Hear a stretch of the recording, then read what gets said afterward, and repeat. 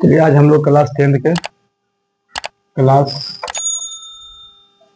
Tenth का exercise 1 के सी के बात करेंगे। इससे पहले आपको 1 के बी से क्वेश्चन बताया गया था। आज 1 के सी से हम लोग देखेंगे। पहले उसका जो फॉर्मूला है उसको लिख देते हैं, आप उसको याद करने की कोशिश करेंगे। तो फॉर्मूला आज हम लोग सिर्फ बात करेंगे, उसके बाद कल से पलटने पर चलेंगे, ठीक है।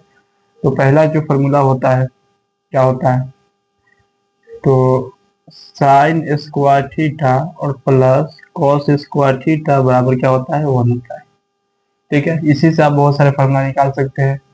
तो अगर कॉस को उधर भेज दे तो क्या लिखेंगे, साइन स्क्वायर थीटा बराबर 1 माइनस कॉस स्क्वायर थीटा लिखेंगे, या कॉस स्क्वायर थीटा बराबर 1 माइनस साइन स्क्वायर थीटा, क्योंकि साइन भी प्लस में उधर जाएगा तो माइनस आ जाएगा, ठीक है। इससे और सारे फॉर्मूला निकाल सकते हैं, जैसे कि यहाँ पे स्क्वायर हटेगा तो इस पर रूट चढ़ जाएगा, यहाँ से स्क्वायर हटेगा तो यहाँ से रूट चढ़ जाएगा, ठीक है। जैसे एक आपको हम लिख के बता देते हैं, जैसे साइन पर से स्क्वायर हटाइएगा क्या हो जाएगा, root under 1 minus cos square theta, ठीक है।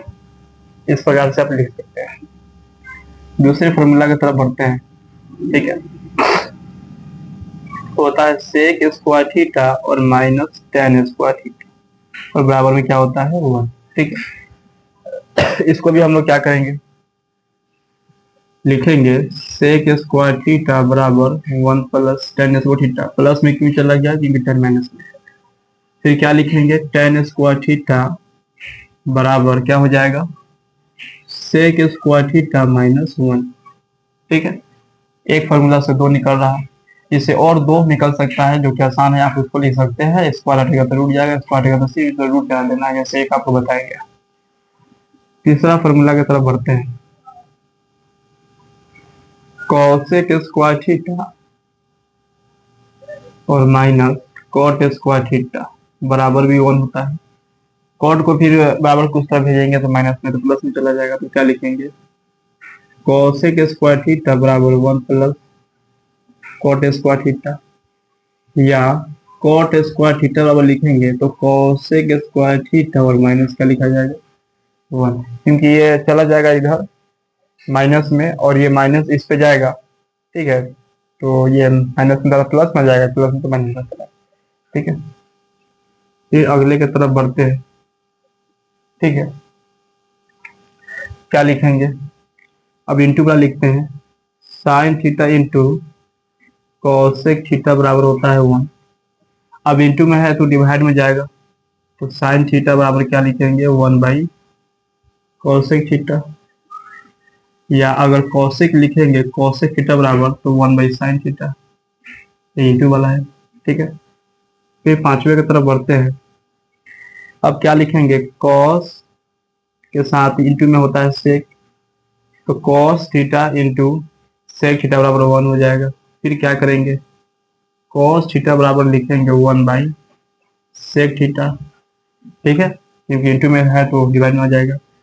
या क्या लिखेंगे, सेक थीटा बराबर 1 बाई कॉस थीटा, ठीक है।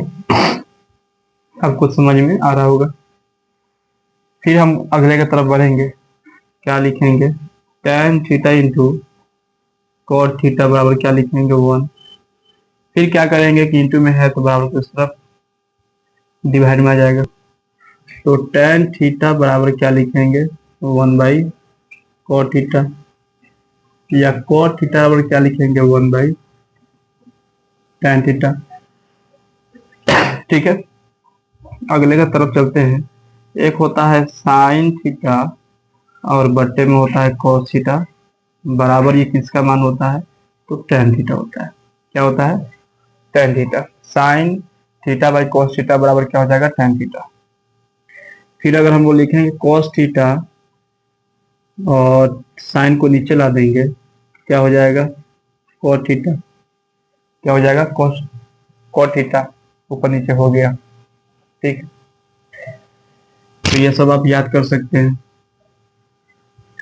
फिर आगे भी आपको बताया गया होगा कि इससे पहले जो चैप्टर हम लोग पढ़े थे, मान सारणी से पहले जो पढ़े थे, इंपॉर्टेंट है, एक बार और लिख देते हैं हम। साइन थीटा बराबर क्या होता है, लॉन और बटा कॉन। ठीक है, फिर कॉस थीटा बराबर क्या होता है, अगर इसी का कॉसेक लिखेंगे, कॉसेक थीटा क्या हो जाएगा, कॉर्न ऊपर चला जाएगा और लम नीचे आ जाएगा। ठीक है, फिर अगर हम लोग कॉस थीटा लिखेंगे, कॉस थीटा तो आधार और बटा में क्या होगा, कर्ण होगा। ठीक है, या इसी का होता है सेक, सेक थीटा लिखेंगे तो कर्ण बटा आधार हो जाएगा। ठीक है, एक होता है टेन थीटा, टेन थीटा वो क्या होता है, लंब बटा आधार होता है, लंब बटा आधार होता है। तो टेन का क्या होता है, कॉट होता है। क्या लिखेंगे, कॉट थीटा और जब लिखेंगे तो आधार ऊपर चला जाएगा और लंब नीचे आ जाएगा। ठीक है, ये त्रिकोणमिति के फॉर्मूला है, या एक पाइथागोरस भी होता है जो त्रिकोणमिति के लिए यूज में आता है। पाइथागोरस सूत्र जो होता है क्या होता है, एक समकोण त्रिभुज के अकॉर्डिंग चलेंगे, कर्ण का स्क्वायर बराबर लंब का स्क्वायर प्लस आधार का स्क्वायर होता है। अगर इसी को लिखेंगे तो अगर आप पहले आप लंब का स्क्वायर लिखेंगे तो इधर कर्ण आ जाएगा, कर्ण का स्क्वायर माइनस आधार का स्क्वायर। ठीक है, आधार प्लस में था माइनस में आ गया।